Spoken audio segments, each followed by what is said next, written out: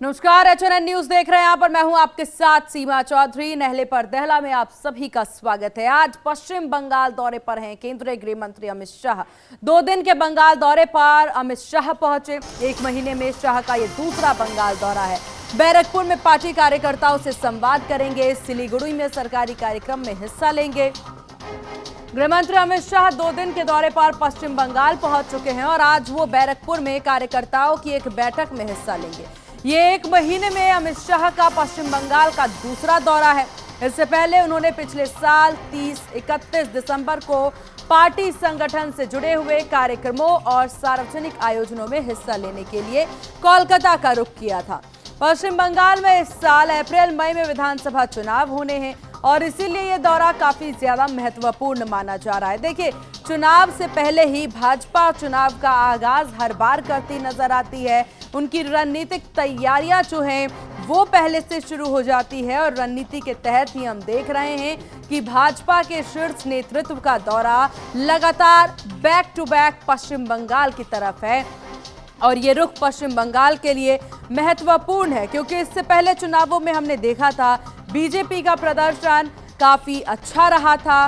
चरम पर प्रदर्शन होने के बावजूद भी पश्चिम बंगाल में जीत जो है ममता बनर्जी की होती है और उसके बाद से भाजपा एक बार फिर से बैकफुट पर आकर के पूरी तैयारियों में जुटती नजर आ रही है। इस बार का चुनाव भी काफी महत्वपूर्ण है। पश्चिम बंगाल में चुनाव से पहले ही कई तरीके से हमने रणनीतिक विवाद देखा। ममता बनर्जी की तरफ से जिस तरीके का रुख अपनाया गया ईडीआई चेकिंग को लेकर के वो भी हमने देखा। खुले तौर पर चुनौती केंद्रीय गृह मंत्री अमित शाह को वो देती नजर आई। नॉटी नास्टी जैसे शब्दों का इस्तेमाल जो है केंद्रीय गृह मंत्री अमित शाह के लिए वो करती नजर आई और उसके बाद से विवाद काफी बढ़ता जरूर नजर आया। हालांकि पश्चिम बंगाल में भाजपा की स्थितियों का अगर हम जिक्र कर ले, पश्चिम बंगाल में बीजेपी मजबूती से चुनाव लड़ने की तैयारी में है। भाजपा के द्वारा रणनीतिक तौर पर जरूर कुछ बदलाव किए जाएंगे इस बार के चुनावों में। पिछली बार मिली हार को लेकर के बीजेपी की कवायद रहेगी कि इस बार जरूर हम कुछ बदलाव करें अपनी रणनीति में। अमित शाह का पश्चिम बंगाल पहुंचना और बैक टू बैक ये दौरे होना ये महत्वपूर्ण है कई स्थितियों को लेकर। पश्चिम बंगाल को इससे पहले प्रधानमंत्री नरेंद्र मोदी के द्वारा बड़ी सौगातें दी गई थी। पहली वंदे भारत स्लीपर ट्रेन की सौगात भी पश्चिम बंगाल की जनता को मिली, जो कि माना जा सकता है कि ये एक मौका है, चुनाव का ये दौर है जिस वजह से भाजपा के द्वारा जो बैक टू बैक सौगातें हैं वो दी जा रही है।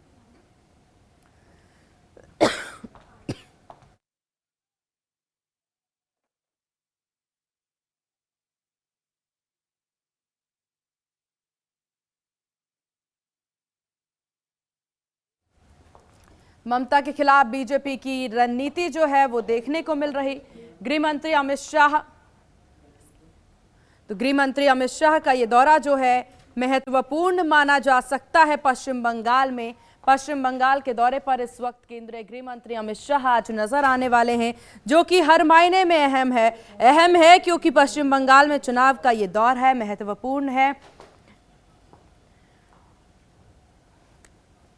और इस विषय पर ज्यादा जानकारी के साथ संवाददाता कंचन अरोड़ा फोन लाइन पर हमारे साथ बनी हुई हैं। कंचन, क्या कुछ जानकारी मिल रही है यहाँ पर अमित शाह के पश्चिम बंगाल दौरे को लेकर?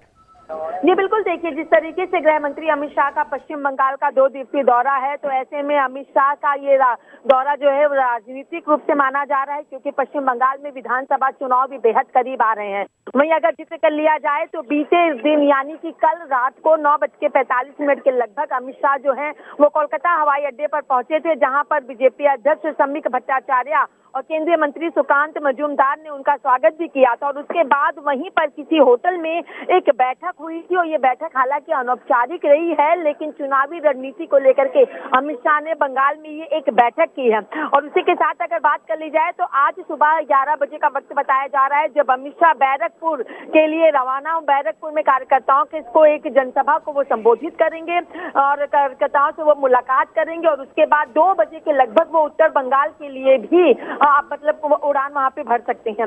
साथ ही भारतीय विमानपत्तन प्राधिकरण के कार्यक्रम में भी अमित शाह वहां पे शिरकत करेंगे और उसके बाद वो दिल्ली के लिए रवाना होंगे। लेकिन संगठनात्मक जो एक बैठक है वो बंद कमरे के अंदर हुई है और एक काफी महत्वपूर्ण ये अमित शाह का दौरा माना जा रहा है, क्योंकि एक महीने में दूसरी बार अमित शाह का ये पश्चिम बंगाल का दौरा है।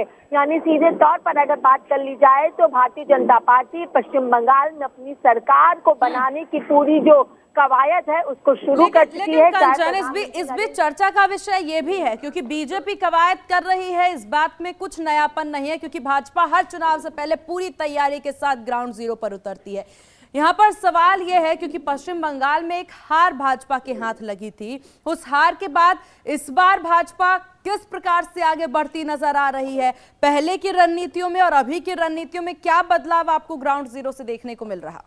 जी बिल्कुल, देखिए अगर बदलाव का जिक्र कर लिया जाए और क्या मुख्य का वजह है, क्या मुख्य मुद्दा है जिसको लेकर भारतीय जनता पार्टी पश्चिम बंगाल में आगे बढ़ रही है, तो सीधे तौर पर हिंदुओं पर जिस तरीके से वहां पर हमला या फिर हिंदुओं का जिस तरीके से वहां पर शोषण हो रहा है, इस मुद्दे को भारतीय जनता पार्टी सीधे तौर पर भुना रही है और इस मुद्दे को उठा भी रही है। उसी के साथ जो बांग्लादेशी घुसपैठिए हैं जो सीधे तौर पर फर्जी वोटर के माध्यम से पश्चिम बंगाल में अपना वर्चस्व बना रहे हैं, तो घुसपैठियों को भी भारत से हटाने की जो बात लगातार केंद्र सरकार की तरफ से कही जा रही है, तो इस मुद्दे को भी लेकर के भारतीय जनता पार्टी चल रही है, जिससे भारत की जनता का जो हक है। लेकिन कंचन, इस बार दीदी भी टक्कर देने को पिछली तौर के ज्यादा मजबूती पे नजर आ रही हैं, तो क्या समझा जाए, टीएमसी कितनी तैयार नजर आ रही है बीजेपी से टकराने के लिए?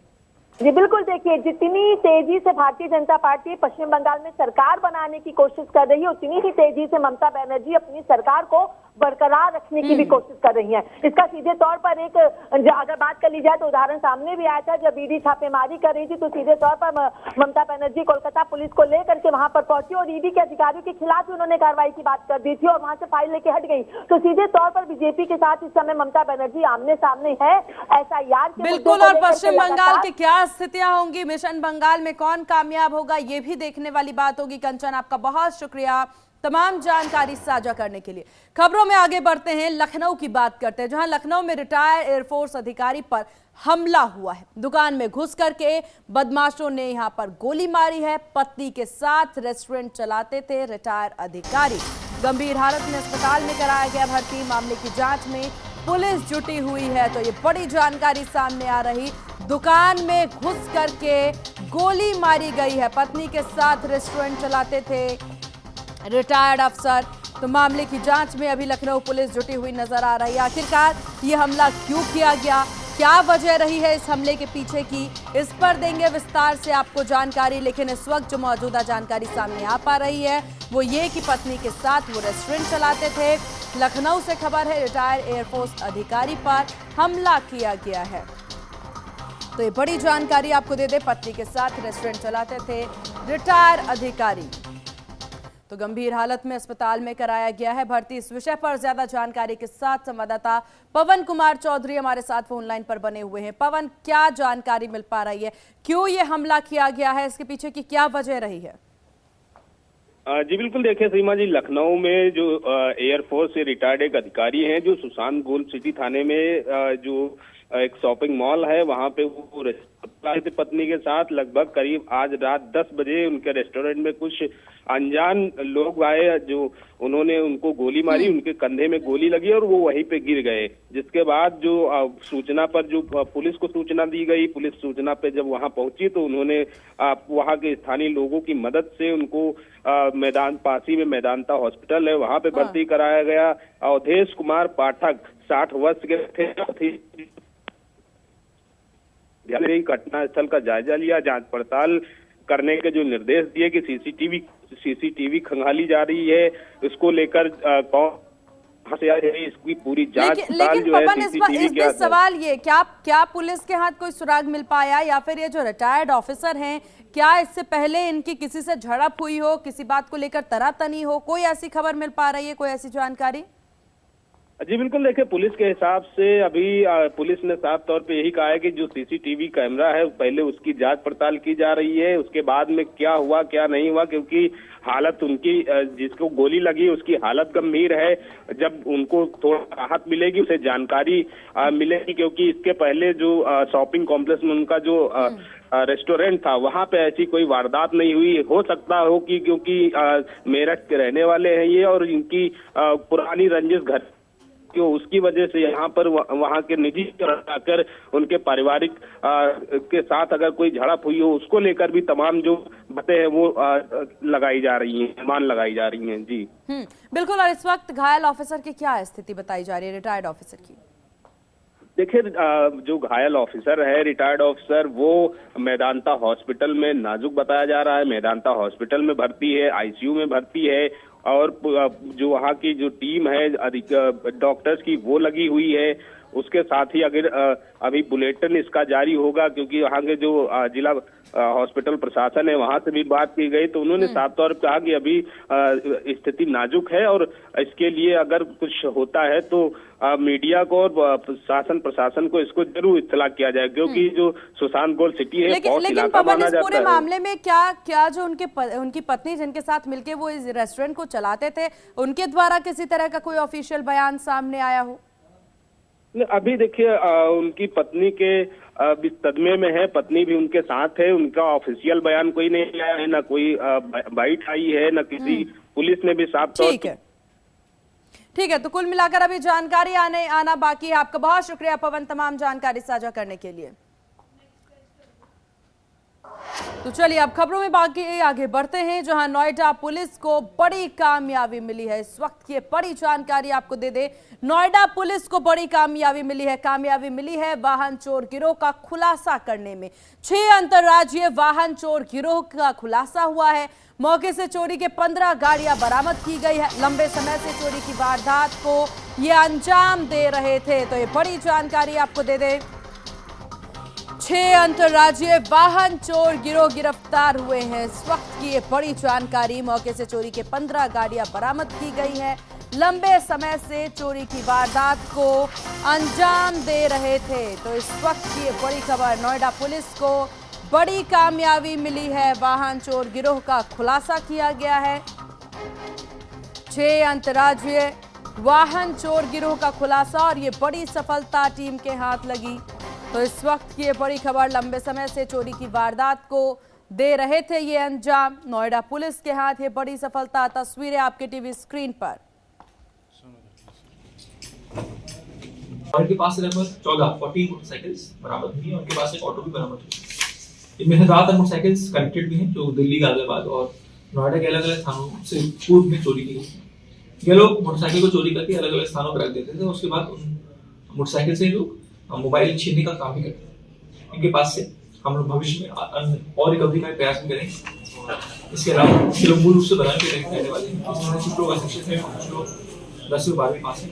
इनमें से ज्यादातर लोग मूल रूप से बनाने के रहने वाले हैं और इनके मुख्य का नाम। और इस विषय पर ज्यादा जानकारी के साथ संवाददाता अभिषेक भाटी फोन लाइन पर हमारे साथ बने हुए हैं। अभिषेक, नोएडा पुलिस के हाथ ये बड़ी कामयाबी लगी है, जरा विस्तार से जानकारी साझा करें। बिल्कुल, देखिए सेक्टर 63 थाने की पुलिस ने रेकी करने के बाद वाहन चोरी करने वाले गिरोह का जो है पर्दाफाश किया है। साफ तौर पर 6 सदस्य जो है गिरोह के कहीं ना कहीं नोएडा पुलिस का हाथ चढ़ गए। तो साफ तौर पर बदमाश की निशानदेही पर चोरी की 14 बाइकें और एक ऑटो और काफी अन्य सामान जो वो भी नोएडा पुलिस को बरामद हुआ है। साफ तौर पर डीसीपी शक्तिमोहन अवस्थी का कहना है कि थाने की पुलिस जो लगातार जे ब्लॉक में जांच कर रही थी। उसके बाद मुखबिर से सूचना मिलने के बाद कुछ बदमाश जो है वाहन चोरी करने की साजिश जो है नोएडा में रच रहे थे, जिसके चलते सूचना मिलते ही टीम मौके पर पहुंची और 6 संदिग्ध आरोपियों की जो है धर दबोचा। साफ तौर पर सभी से कड़ी पूछताछ के बाद पता चला है कि ये लोग जो है वाहन चोर है और एक गिरोह के जो है साफ तौर पर ये बदमाश है। इन्होंने बताया कि आरोपी की जो पहचान है वो राजू सक्सेना, विपिन, अभिषेक और सुंदरम के रूप में हुई है। कहीं ना कहीं ये गाजियाबाद क्षेत्र में रहकर आपराधिक गतिविधियों को अंजाम दे रहे थे और पूछताछ में आरोपियों ने बताया कि वे दिल्ली एनसीआर और क्षेत्र के कई और एरिया में, गाजियाबाद जैसे एरिया में जो है बाइक चोरी करते थे। इनके पास से लगभग कई बाइक और ऑटो जो है बरामद किए गए। साफ तौर पर वे इन वाहनों का इस्तेमाल जो है मोबाइल फोन छीनने के लिए ये करते थे। इन कई मामलों में जो है वाहन कम कीमत पर राजल से लोगों को भी बेच देते। तो साफ तौर पर इनके पास से लगभग 14 बाइक बरामद हुई है और एक ऑटो जो दिल्ली में एक मामले में मुकदमे में दर्ज है। तो कहीं ना कहीं गौतम बुद्ध नगर और गाजियाबाद बिल्कुल ये बड़ी उपलब्धि टीम के हाथ लगी। अभिषेक, आपका बहुत शुक्रिया तमाम जानकारी विस्तार से साझा करने के लिए। और चलिए फिलहाल यहाँ रुकेंगे एक बहुत छोटे से ब्रेक लिए। ब्रेक के बाद जल्द होंगे हाजिर।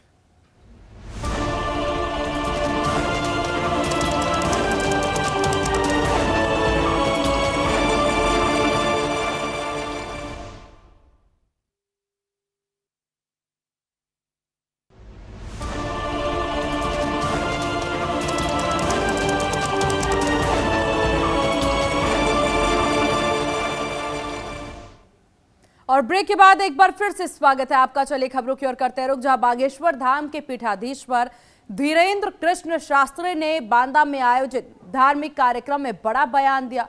उन्होंने कहा, हरिउल्लाह वाले धर्म में 3 बार तलाक बोलते ही तलाक हो जाता है, जबकि हिंदू समाज में तलाक के लिए कई पेशियां और कोर्ट की प्रक्रिया होती हैं। उन्होंने दूसरे धर्म के लोगों को चेतावनी दी कि वो कानून व्यवस्था का पालन करें। हिंदू राष्ट्र पर बोलते हुए कहा कि मुसलमानों को गालियां देने से भारत हिंदू राष्ट्र नहीं बन सकता है, बल्कि हिंदुओं को अपनी कुरीतियों को सुधारना होगा। कहा कि सनातन धर्म की कमियों को दूर करने पर ही भारत हिंदू राष्ट्र बन सकेगा।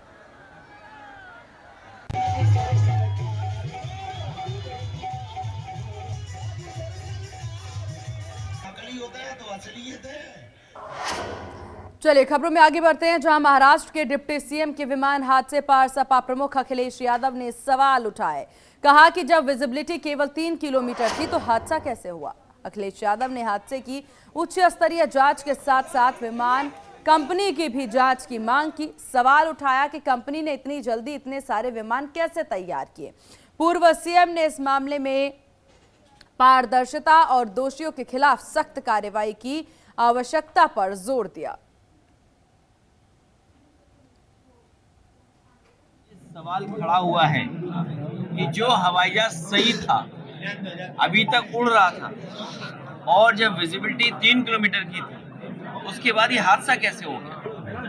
तो ये तो जांच का विषय है ही। और अपने देश ने बहुत सारे जिम्मेदार नेताओं को खोया है। हवाई जहाज अच्छी हों, सुरक्षित हों, और जो कंपनियां हैं, मतलब जो हवाई जहाज की सुनने में आ रहा है कि उसने 2-4 साल में ही 17 हवाई जहाज खरीद लिए। मथुरा में प्रदेश के जल शक्ति एवं कैबिनेट मंत्री स्वतंत्र देव सिंह हनुमान बाग आश्रम पहुंचे और इस दौरान उन्होंने संकट मोचन हनुमान जी के दर्शन कर मत्था भी टेका। तो वहीं हनुमान जी के वार्षिक महोत्सव में हिस्सा लिया। दर्शन पूजन के बाद उन्होंने संत सियाराम दास महाराज से भेंट की और चरण स्पर्श कर आशीर्वाद लिया। मंत्री ने कहा, संतों का आशीर्वाद और हनुमान जी की कृपा ही जनसेवा की शक्ति प्रदान करती है। इसके बाद उन्होंने भंडारे और धार्मिक कार्यक्रमों में भी हिस्सा लिया। इस अवसर पर स्थानीय प्रशासन और बीजेपी कार्यकर्ता मौजूद रहे।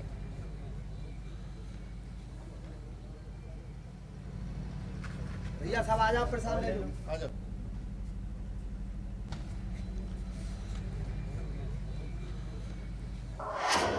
इलाहाबाद हाईकोर्ट ने कानपुर की सीसामऊ सीट से सपा के पूर्व विधायक इरफान सोलंकी की याचिका खारिज कर दी है। सोलंकी ने गैंगस्टर मामले में ट्रायल कोर्ट में चल रही आपराधिक कार्रवाई को रद्द करने की मांग की थी। हाईकोर्ट ने 12 जनवरी को सुनवाई पूरी करने के बाद फैसला सुरक्षित रखा, लेकिन अब उसने उनकी याचिका को स्वीकार नहीं किया। इस फैसले के बाद ट्रायल कोर्ट में गैंगस्टर मामले की कार्रवाई जारी रहेगी। हाईकोर्ट ने यह साफ किया है कि आपराधिक मुकदमा रद्द नहीं किया जा सकता।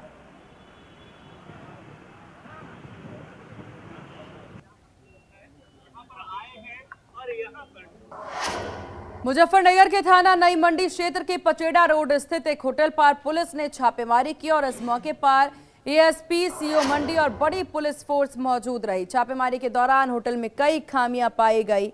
पुलिस ने आपत्तिजनक स्थिति में मौजूद 4 युवक युवतियों को हिरासत में लिया। इस पर सीओ मंडी राजू साहू ने बताया है कि आगे की कार्रवाई शुरू की गई है।